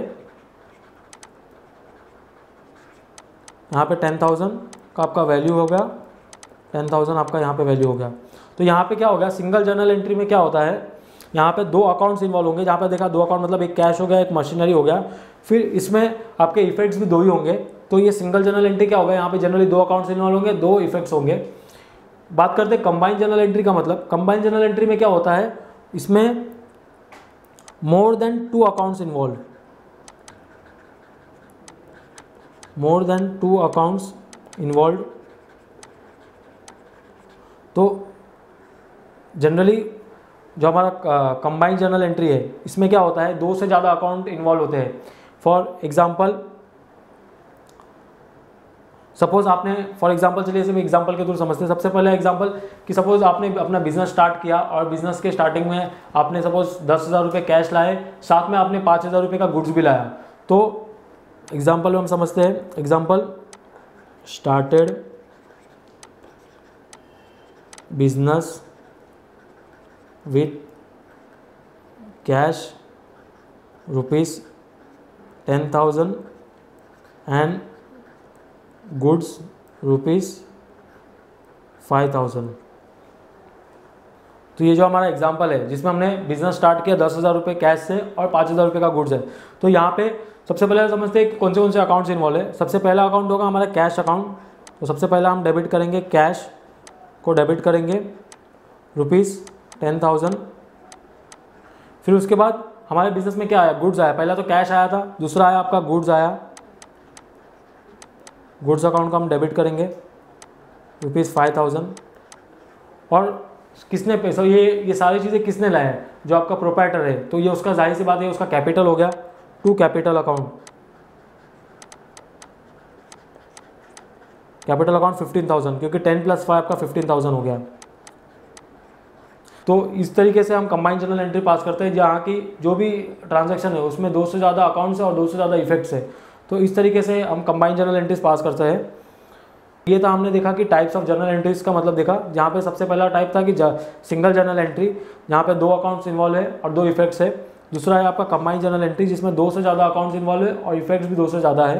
यहाँ पे क्या होता है, several accounts are debited and several accounts are credited. तो यहाँ पे कंबाइंड जर्नल एंट्री में ये हो गया। फिर बात करते हैं हमारे नेक्स्ट कॉन्सेप्ट के बारे में। तो अभी हम एक एग्जांपल के थ्रू हम समझेंगे कि कैसे हम अपने जर्नल एंट्रीज रिकॉर्ड करते हैं। तो यहाँ पे आप स्क्रीन पर देख सकते हैं, मैंने एक एग्जांपल ले लिया है। तो यहाँ पे एक एग्जांपल में मैंने बहुत सारे अलग अलग ट्रांजैक्शंस लिए हैं। तो इस एग्जांपल के थ्रू समझेंगे कि हम कैसे जर्नल एंट्रीज कैसे रिकॉर्ड कर सकते हैं।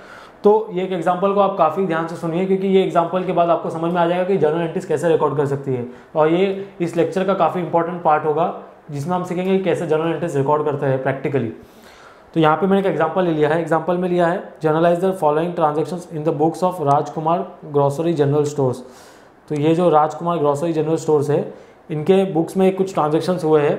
तो ये ट्रांजैक्शंस को हमको रिकॉर्ड करना है जर्नल एंट्रीज के रूप में। तो सबसे पहले समझते हैं, इन्होंने देखो 1 अप्रैल को Rajkumar started business with cash of ₹2 lakh, building of ₹2 lakh and goods of ₹10,000।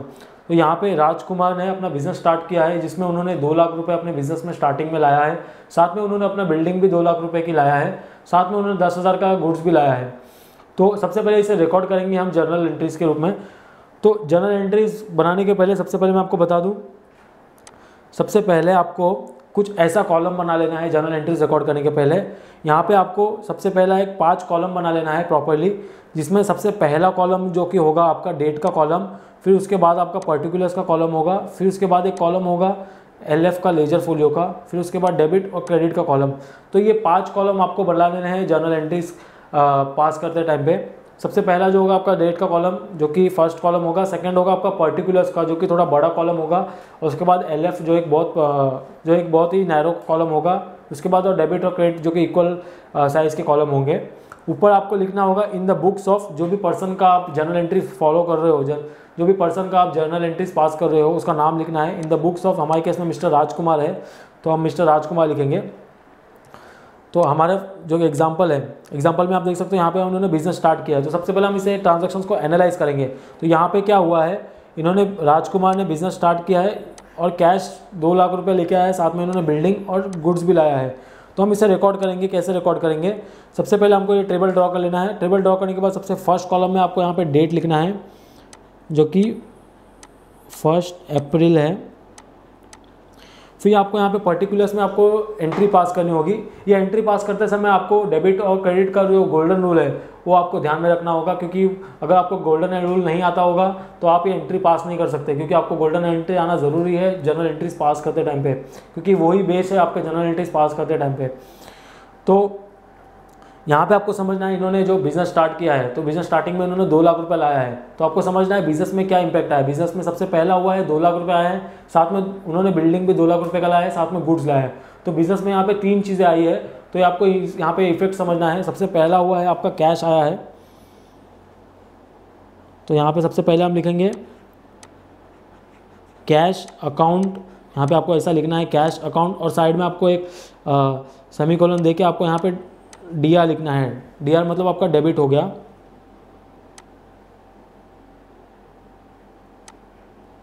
और साथ में इन्होंने कितना कैश लाया है बिजनेस में, 2 लाख रुपया। तो यहाँ पे आपको 2 लाख रुपया डेबिट कॉलम में लिखना है। फिर सबसे पहला इन्होंने कैश लाया है, साथ में इन्होंने बिल्डिंग भी लाया है बिजनेस में। तो आपको बिजनेस के पर्सपेक्टिव में समझना है। पहला तो कैश आया है, दूसरा आया है आपका बिल्डिंग। तो आपको यहाँ पे बिल्डिंग अकाउंट को डेबिट करना है, क्योंकि बिजनेस में आपके 2 चीज़ें सबसे पहले आई है, पहला कैश और फिर आपका बिल्डिंग। और ये डेबिट साइड में आपको लिखना है क्योंकि ये डेबिट अमाउंट है। तो आपको यहाँ पे 2 लाख रुपये डालना है। फिर आपको क्या हुआ, तीसरा चीज़ जो आपके गुड्स भी आया है साथ में आपका बिजनेस में, तो ये गुड्स अकाउंट को आपको डेबिट करना है, गुड्स जिसकी वैल्यू 10,000 रुपीज़ है। तो ये 3 चीज़ें स्टार्टिंग में हमारे बिजनेस में आई है। और बिजनेस में किसने लाया है, ये प्रोप्राइटर ने लाया है। तो प्रोप्राइटर में जाहिर सी बात है उनका कैपिटल बढ़ गया होगा। तो यहाँ पे हम 2 कैपिटल लिखेंगे। तो इनका टोटल कितना है, 2 लाख, 2 लाख, 4 लाख और 4,10,000। तो 4,10,000 इनका इनिशियल कैपिटल होगा। तो इस तरीके से आपको सबसे पहले एंट्री पास कर लेनी है। जो भी आपका डेबिट है तो आपको यहाँ पे डेबिट, जो भी आपका डेबिट हुआ है वो आपको रिकॉर्ड कर लेना है। कैश हो गया, बिल्डिंग हो गया, गुड्स हो गया। और आपको क्रेडिट क्या करना है, क्रेडिट का एंट्री पास करते समय आपको सबसे पहले यहाँ पे 2 लिखना है। और जो भी आपका क्रेडिट का जो अकाउंट है आपको यहाँ पे क्रेडिट अकाउंट लिख देना है। हमारे केस में कैपिटल अकाउंट है। और यहाँ पे आपको सारे रिस्पेक्टिव कॉलम्स, डेबिट में डेबिट अमाउंट लिख देना है, क्रेडिट में क्रेडिट अमाउंट लिख देना है। फिर ये एंट्री पास करने के बाद आपको यहाँ पे नीचे एक आपको नरेशन लिखना होता है ब्रैकेट में। तो यहाँ पे जो भी आपका ट्रांजैक्शंस का नेचर है वो हम नरेशन में लिखते हैं। तो हमारे केस में जैसे कि उन्होंने बिजनेस स्टार्टिंग में कैपिटल लाया है तो हम लिखेंगे बीइंग कैपिटल इंट्रोड्यूस्ड बाय राजकुमार, मैं शॉर्ट फॉर्म में RJ लिख देता हूँ, इन द फॉर्म ऑफ, इन्होंने जो कैपिटल लाया है कौन से फॉर्म में लाया है, सबसे पहले कैश लाया है, बिल्डिंग लाया है और गुड्स लाया है। तो ये आपको नरेशन लिखना है। नरेशन क्या होता है, डिस्क्रिप्शन होता है, उस जो भी ट्रांजैक्शंस का डिस्क्रिप्शन होता है। तो इस तरीके से आपको जो भी आपका जर्नल एंट्रीज है वो पास करना होता है। आपको ये पहले कॉलम बनाने के बाद आपको यहाँ पे आपको पहले डेट लिखना होगा, फिर उसके बाद जो भी आपका डेबिट होगा वो आपको डेबिट लिखना होगा, फिर उसके बाद क्रेडिट होगा। तो सबसे पहले डेबिट आएगा, उसके बाद क्रेडिट आएगा, और साथ में उसके जो भी रिस्पेक्टिव अमाउंट्स है उसको आपको अमाउंट फिल कर लेना है। तो इस तरीके से हमने अपना पहला एंट्री पास कर लिया है, जो हमारा पहला एंट्री है, तो हमने पहला एंट्री पास कर लिया है। फिर जो दूसरा एंट्री है जो कि 4 अप्रैल को ऑकर हुआ है, इन्होंने क्या किया, राजकुमार ने कैश डिपॉजिट किया है देना बैंक में 50,000 रुपये। तो हम इसे रिकॉर्ड करेंगे। अभी हमको अब वापस से उसी टेबल में आ जाना है। उसी टेबल में आने के बाद यहाँ पे सबसे पहले आपको उनका डेट लिखना है 4 अप्रैल, जो कि उनका डेट है 4 अप्रैल। फिर अभी समझना है सबसे पहले इस ट्रांजेक्शन को एनालाइज करना है। तो यहाँ पे क्या हुआ है, उन्होंने कैश डिपॉजिट किया है बैंक में। तो यहाँ क्या हुआ है, सबसे पहला है कि बिजनेस से कैश गया है और उनके बैंक में कैश बढ़ गया है। तो यहाँ पे आपको रूल्स याद रखना है, जो गोल्डन रूल है, जो हमारा रिसीवर कौन है इस केस में, तो बैंक में क्या हो, बैंक को पैसे मिले हैं तो डेबिट द रिसीवर। तो हम क्या करेंगे, बैंक को डेबिट करेंगे, बैंक अकाउंट डेबिट, या तो आप देना बैंक भी लिख सकते हो जो बैंक का नाम है। तो और गिवर कौन है, यहाँ पे आप बैंक अकाउंट लिखने के बाद शॉर्ट फॉर्म में DA लिखोगे।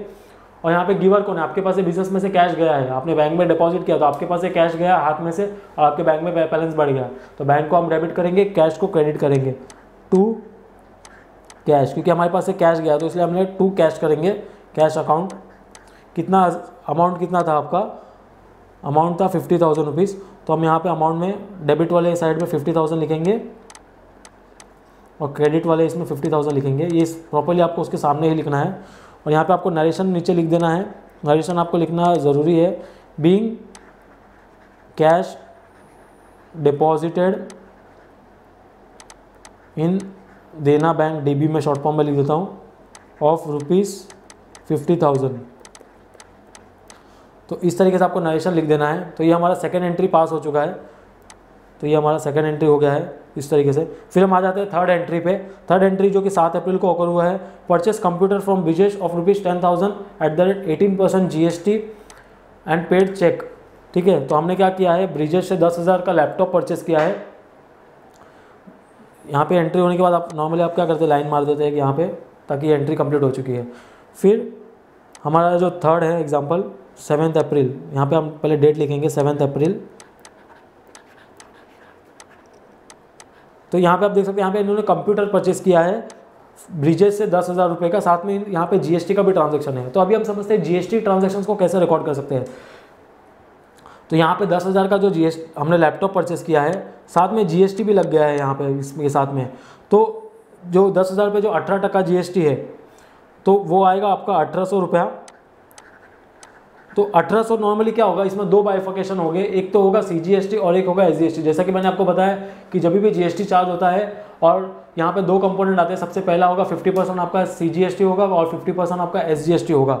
तो जो 18% है 10,000 का 18%, जो यहाँ पे 18% है 10,000 का, यहाँ पे दो पार्ट होंगे। सबसे पहला होगा CGST जो कि सेंट्रल गवर्नमेंट का होगा, वो इसका 50% होगा। यहाँ पे आप या तो फिर आप 99% भी कैलकुलेट कर सकते हो, 900 जो कि आपका CGST होगा, और यहाँ पे आपका SGST होगा 900।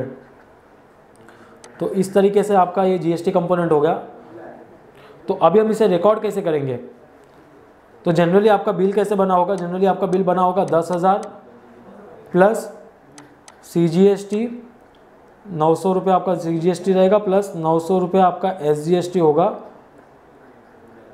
टोटल आपका 11,800 का बिल बना होगा। तो अभी हम इसे रिकॉर्ड कैसे करेंगे, तो अभी हम आ जाते हैं इसका जर्नल एंट्री। तो सबसे पहले बात, हमारे पास कंप्यूटर आया बिजनेस में, तो हम क्या करेंगे, कंप्यूटर को डेबिट करेंगे, क्योंकि हमने कंप्यूटर परचेस किया। तो हमारे बिजनेस में सबसे पहले बात क्या आया, डेबिट व्हाट कम्स इन। तो यहाँ पे क्या होगा, कंप्यूटर हमारे बिजनेस में क्या आया, आपको सब पहले समझना है आपके बिजनेस में आया क्या, कंप्यूटर। तो हम कंप्यूटर को डेबिट करेंगे। तो पहले कि कंप्यूटर का वैल्यू कितनी है, तो कंप्यूटर आपका 10,000 का वैल्यू है।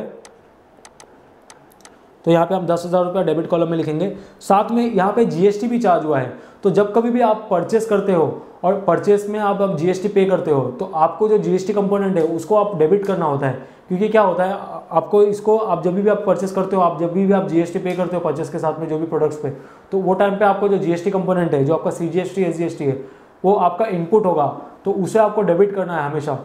तो यहाँ पे हमारे केस में हम डेबिट करेंगे इनपुट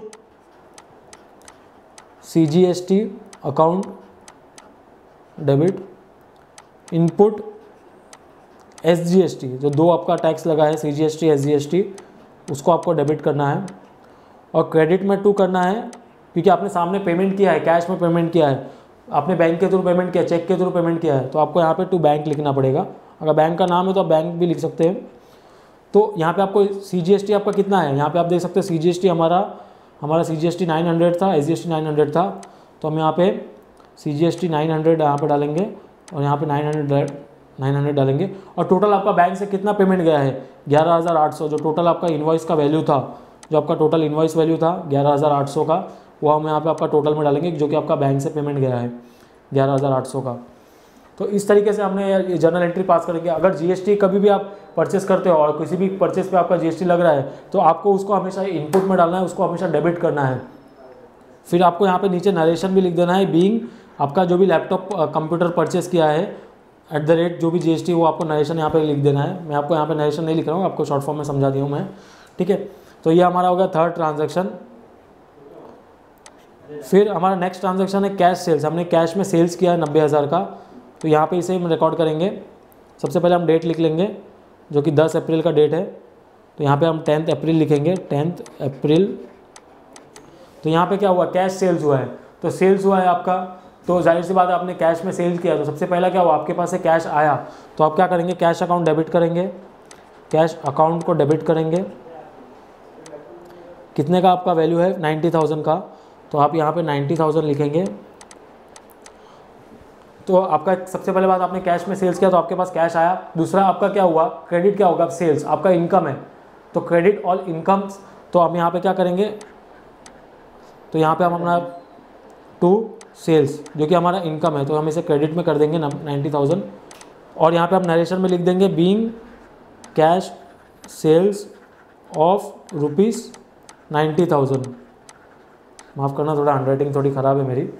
तो इस तरीके से आप क्या करेंगे, आपका कैश आपके पास, आपने कैश सेल्स किया, आपके पास से कैश आया, और जो आपके पास है आपका इनकम है, credit all income and gains, जो हमारा गोल्डन रूल था, credit all income and gain, तो हम क्या करेंगे, सेल्स को क्रेडिट कर देंगे क्योंकि हमारा इनकम है। तो इस तरीके से हम ये ट्रांजेक्शन रिकॉर्ड कर देंगे। फिर इसके बाद हम यहाँ पे एक लाइन ड्रॉ कर लेंगे क्योंकि ये एंट्री खत्म हो गई है। फिर उसके बाद हमारे 12 अप्रैल को क्या हुआ है, goods sold on credit to Ganesh of ₹10,000 @ 5% trade discount. तो यहाँ पे क्या होगा, हमने क्या किया है, हमने गणेश को गुड्स सेल किया है @ 5% ट्रेड डिस्काउंट। तो यहाँ पे हमने उसको डिस्काउंट में माल बेचा है, तो 10,000 का जो 5% है, जो आपका 10,000 का जो 5% वैल्यू है 500, तो हम क्या करेंगे, हमने गणेश को सेल्स किया है 9,500 में, तो हम इसे रिकॉर्ड करेंगे, लेकिन क्रेडिट वाला ट्रांजैक्शन है ये। तो हम क्या करेंगे, सबसे पहले समझेंगे,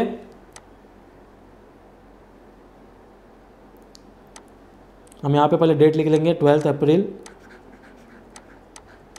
तो यहाँ पे क्या हुआ है, गुड्स सेल हुआ है क्रेडिट में, और किसको हुआ है, गणेश को। यहाँ पे पहले समझेंगे जो डिस्काउंट देने के बाद जो नेट वैल्यू है 9,500, उतना में हमने गणेश को प्रोडक्ट बेचा है नाउ ऑन क्रेडिट। तो सबसे पहले समझेंगे कि किसे माल बेचा है हमने, गणेश को। तो यहाँ पे रिसीवर कौन है, जो गुड्स हमने जिनसे माल बेचा है, तो हमने गणेश को माल बेचा है। तो हमारे जो ट्रांजैक्शन है, हमारा जो ये जो ट्रांजैक्शन है, इसमें हमने क्या किया है, गणेश को अपने गुड्स बेचा है ऑफ ₹10,000 @ 5% ट्रेड डिस्काउंट। तो आपका जो नेट वैल्यू है 9,500, उतने में आपने गणेश को क्रेडिट में माल बेचा। तो सबसे पहले समझते हैं, इस ट्रांजैक्शन में एनालाइज करेंगे हमें डेबिट किसे करना है, क्रेडिट किसे करना है। तो हमने गुड्स बेचा, किसे बेचा, गणेश को बेचा, तो यहाँ पे गुड्स किसे मिल रहा है, गणेश को, तो डेबिट द रिसीवर। तो यहाँ पे केस में, तो हमारे केस में गणेश को हमने माल बेचा है, तो हम क्या करेंगे, गणेश जिसको हमने माल बेचा है 9,500 का, यहाँ पे आप क्या करेंगे, हमेशा यहाँ पे आप जो आपका ट्रेड डिस्काउंट है उतनी वैल्यू आप लेस करके आप नेट ट्रांजैक्शंस ही रिकॉर्ड करेंगे। आपको 10,000 नहीं लिखना है, यहाँ पे आपको 9,500 ही लिखना है, क्योंकि आपको गणेश से कितना लेना है, 9,500, क्योंकि आपने उनको 500 रुपये डिस्काउंट दिया। तो गणेश से आपको, गणेश को आपने प्रोडक्ट बेचा 9,500 का टू सेल्स, क्योंकि ये आपका सेल्स है, तो 9,500 आपका सेल्स हो जाएगा। यहाँ पे आप नरेशन लिख देंगे being goods sold to Ganesh @ 5% trade discount. तो इस तरीके से आप ये ट्रांजैक्शंस को रिकॉर्ड करेंगे। तो ये हो गया हमारा नेक्स्ट ट्रांजैक्शन। फिर उसके बाद हमारा जो नेक्स्ट ट्रांजैक्शन है जो कि 17 अप्रैल को ऑकर हुआ है, goods taken for personal use of ₹1000। तो ये जो राजकुमार है इन्होंने 1000 रुपये का गुड्स अपने बिजनेस से लिया है पर्सनल यूज़ के लिए। तो जब कभी भी पर्सनल यूज़ का होता है ट्रांजैक्शन 17 अप्रैल, तो यहाँ पे क्या हुआ, गुड्स उन्होंने विड्रॉ किया है बिजनेस से फॉर पर्सनल यूज़। तो यहाँ पे क्या होगा, पहले गुड्स आपका बिजनेस से गया तो क्या करोगे आप गुड्स को क्रेडिट करोगे क्योंकि आपके पास से जो गया, क्रेडिट व्हाट गोज आउट। और दूसरा है आपके प्रोप्राइटर ने बिजनेस से गुड्स, तो प्रोप्राइटर ने गुड्स बिजनेस से लिया फॉर पर्सनल यूज़, तो यहाँ पे क्या होगा आपका ड्राइंग हो जाएगा। जो कोई भी चीज़ आपका आप अपने पर्सनल यूज़ के लिए बिजनेस से लेते हैं तो वो चीज़ें सारी चीज़ें आपके ड्राइंग्स में आती है। तो सबसे पहले आपको क्या करना है, ड्राइंग्स अकाउंट को डेबिट करना है, drawings account debit to goods withdrawn by proprietors account. तो इन्होंने गुड्स जो कि बिजनेस से लिया है फॉर पर्सनल यूज़, जिसकी वैल्यू हम लिख देंगे यहाँ पे 1000 रुपये, और यहाँ पे हम नरेशन में भी लिख देंगे being goods withdrawn bye proprietor, या तो उनका नाम भी लिख सकते हैं फॉर पर्सनल यूज़। तो इस तरीके से आप नरेशन में लिख देंगे, जिस नरेशन में आपका डिस्क्रिप्शन हो जाएगा। तो ये हो गया आपका नेक्स्ट ट्रांजैक्शंस। फिर उसके बाद हम अपना नेक्स्ट ट्रांजैक्शन लेंगे 20 अप्रैल का।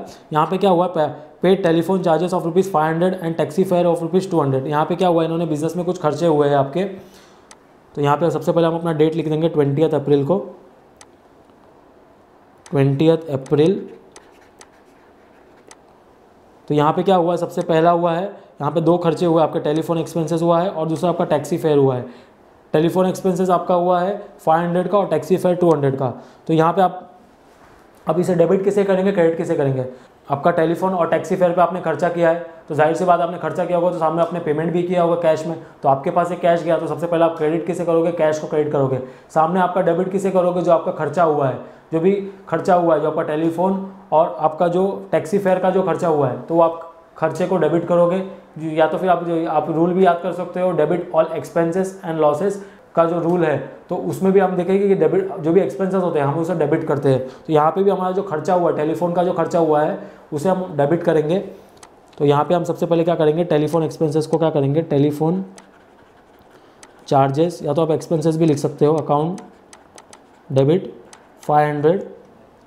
उसके बाद आपका जो टैक्सी फेयर है, taxi fare account debit ₹200 to cash. आपने जाहिर सी बात आपने कैश में पेमेंट किया होगा, कैश अकाउंट आपका, इसका दोनों का टोटल 700। और यहाँ पे आप नरेशन में लिख देंगे being telephone and taxi fare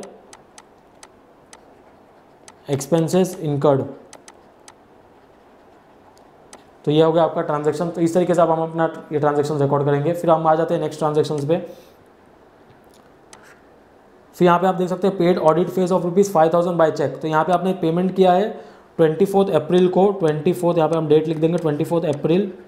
यहाँ पे आपने क्या किया है, ऑडिट एक्सपेंसेस 5000 रुपये का पे किया है थ्रू चेक। तो आपने सामने पेमेंट किया होगा चेक के थ्रू, तो आपके पास से सबसे पहले बात आपके पास से बैंक में से पैसा गया होगा, तो आपका क्रेडिट किसे करोगे, आप बैंक को क्रेडिट करोगे। दूसरा आपका जो डेबिट होगा, जो आपका एक्सपेंसेस है, ऑडिट फीस है, उसे आप डेबिट करोगे। तो हम डेबिट करेंगे ऑडिट फीस को, ऑडिट फीस अकाउंट डेबिट 5000 का टू बैंक अकाउंट, क्योंकि आपने चेक से पेमेंट किया है तो आपके बैंक से पैसा गया है 5000। यहाँ पे नरेशन में लिख देंगे being audit fees expenses in paid by bank. ये आपको पूरा लिख देना, मैं लिख नहीं रहा फिलहाल, आप समझ जाइए। तो ये भी हमारा ट्रांजैक्शन हो गया। फिर उसके बाद हमने हमारा नेक्स्ट ट्रांजैक्शन है purchase furniture of ₹1,00,000 eight the rate 12% GST। तो 1 लाख रुपए का इन्होंने फर्नीचर परचेस किया जिसमें 12% GST है। तो यहाँ पे जाहिर सी बात है GST है, 12% GST जो लगा होगा 12,000 1 लाख के ऊपर, उसमें 2 कंपोनेंट होंगे, 50% आपका CGST होगा, 50% आपका SGST होगा। 6,000 आपका CGST होगा, 6,000 आपका SGST होगा। तो 26 अप्रैल हम यहाँ पे डेट लिख लेंगे, 26 अप्रैल। यहाँ पे हम देखेंगे, सबसे पहले समझेंगे क्या हुआ या ट्रांजैक्शन में क्या हुआ। फर्नीचर आपने परचेस किया, तो आपके बिजनेस में फर्नीचर आया तो फर्नीचर अकाउंट डेबिट करेंगे। आपने GST पे किया है सामने, तो आप GST को भी डेबिट करोगे। तो furniture account debit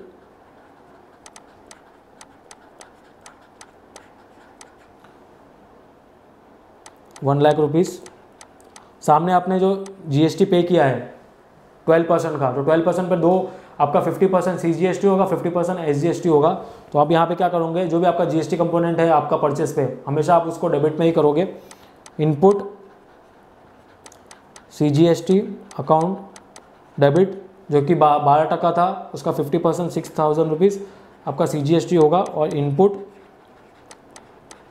SGST account debit 6,000 to, यहाँ पे आप देख सकते हैं यहाँ पे हमने पेमेंट किया है, हम अज्यूम करते हैं हमने कैश में पेमेंट किया है, तो हम यहाँ पे कैश अकाउंट कर देंगे आपका 1,12,000 जो टोटल वैल्यू है।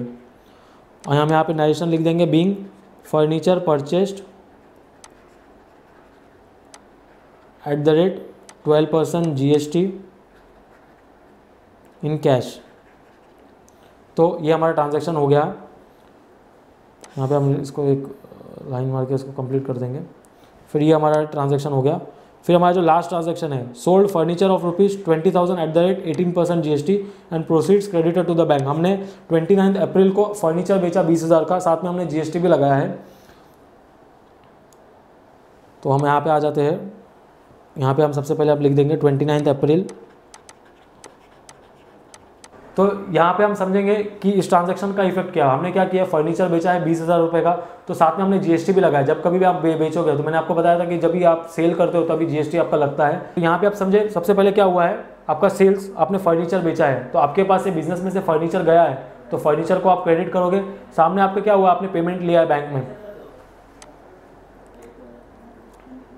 तो ये आपका 20, तो इसे मैं आपको इधर ही समझा देता हूँ। आपने 20,000 का जो फर्नीचर बेचा होगा, ये उसका बेस प्राइस हो गया, बेस प्राइस। साथ में आपने GST भी लगाया होगा 18%। 18% का 20,000 का जो आपका GST है 18%, जो कि 3,600 होता है, जो कि हम लोग ने 2 पार्ट्स में लगाया होगा। सबसे पहले आपका CGST होगा, जो कि होगा 1,800 आपका CGST होगा, और SGST होगा आपका 1,800। टोटल आपका बिलिंग हुआ होगा 23,600, और ये पूरा पैसा आपके बैंक में आया होगा। तो सबसे पहले समझते हैं हम यहाँ पे इसको रिकॉर्ड कैसे करेंगे। तो जाहिर सी बात है, आपने फर्नीचर बेचा, तो आपके पास से बिजनेस में से फर्नीचर गया, तो आप क्रेडिट तो कर दोगे फर्नीचर को। आप डेबिट किसे करोगे, कि आपने जब जो 23,600 का जो आपने फर्नीचर बेचा है, तो सामने वाली पार्टी ने आपको बैंक में पेमेंट कर दिया है। आप देख सकते हो बैंक में पेमेंट आया है। तो हम क्या करेंगे, सबसे पहले आपके बैंक में पैसा आया है, तो हम क्या करेंगे, बैंक अकाउंट डेबिट करेंगे 23,600 जो आपके बैंक में आया है। दूसरा, आपका फर्नीचर गया है, आपके पास से, आपके बिजनेस में से फर्नीचर गया है, जिसकी वैल्यू 20,000 रुपये थी, फर्नीचर अकाउंट, आप यहाँ पे 20,000 लिख देंगे। यहाँ पे आपने GST भी चार्ज किया है, CGST और SGST। तो जब भी आप सेल्स करते हो, तो आपका GST हमेशा क्रेडिट में आएगा। तो आप यहाँ पे आप लिखोगे आउटपुट GST टू आउटपुट, क्योंकि आपका लाइबिलिटी है, लाइबिलिटी हमेशा आपका क्रेडिट में आता है। तो आउटपुट CGST अकाउंट, आपका जो 1800 CGST था, टू आउटपुट SGST अकाउंट, जो आपका 1800 रुपये आपका SGST है। तो इस तरीके से आप ट्रांजैक्शन रिकॉर्ड करोगे, जहाँ पे आप देख सकते हैं आपका डेबिट का और क्रेडिट का टोटल हमेशा मैच होना चाहिए। तो और यहाँ पे आप नरेशन भी लिख दोगे, being furniture sold of ₹20,000 at the rate 18% GST and proceeds credited to bank, proceeds credited to bank. इस तरीके से आप नरेशन में उसका ट्रांजैक्शंस का पूरा डिटेल लिख देंगे। तो इस तरीके से नॉर्मली आप जर्नल एंट्रीज रिकॉर्ड करते हैं। तो यहाँ पे आप देखा, मैंने आपको सारे के एग्जांपल, हर एक एग्जांपल को आपको डिटेल में समझाया कि कैसे आप जर्नल एंट्रीज रिकॉर्ड करते हैं। और लास्ट में जर्नल एंट्रीज रिकॉर्ड करने के बाद आपको लास्ट में यहाँ पे आपको एक लाइन ड्रॉ करना है। यहाँ पे आपको जो भी आपका डेबिट है उसका टोटल लिखना है, और क्रेडिट में आपको टोटल लिखना है। तो इस तरीके से आप अपना जर्नल एंट्रीज रिकॉर्ड करेंगे। तो ये था आज का हमारा एक छोटा सा लेक्चर, जिसमें हमने जर्नल एंट्रीज के बारे में समझा कि कैसे हम जर्नल एंट्रीज रिकॉर्ड करते हैं और अलग अलग टाइप्स के डॉक्यूमेंट्स क्या होते हैं। तो होप सो आज का आपको लेक्चर ज़रूर पसंद आया होगा। तो अपने सभी फ्रेंड्स के साथ जरूर शेयर कीजिए और कमेंट करके ज़रूर बताइए कि आपको हमारा लेक्चर कैसा लगा।